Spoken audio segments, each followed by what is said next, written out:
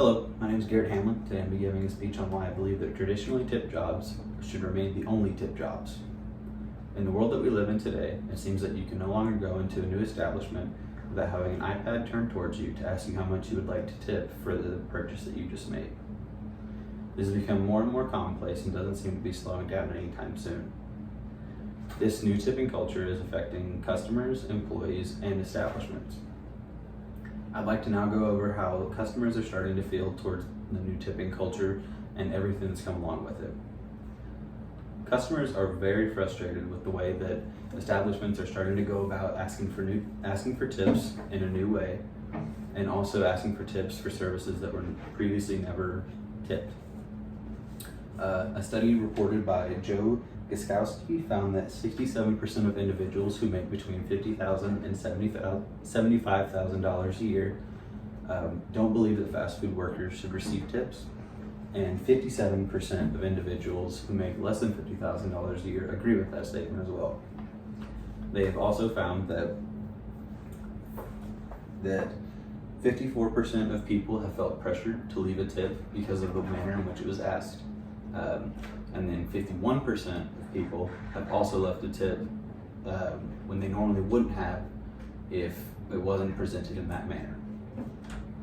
I would like to now talk about how employees are not benefiting from tips in the manner in which they or others might believe they are.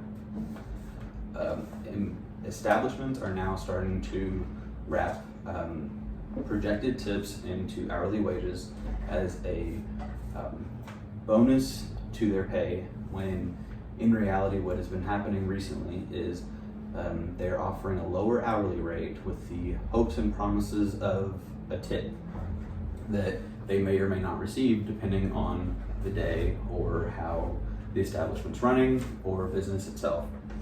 And this has become an issue with a competitive market where one business might be offering $15 an hour while another one might be offering $11 an hour, but with the promise of keeping tips. The issue with this is that the employees are enticed by the opportunity of receiving tips and making more money, but what has been happening is because these tips are not guaranteed, they actually end up making a lower amount, but they don't really see that until they've already been hired and are already in a situation where they're losing money. This has been an issue with the establishments and has become more and more common post-COVID. I would now like to talk about how the employee and customer relationships and interactions have decreased for the worse since this tipping culture has changed. Melanie Saltman reports that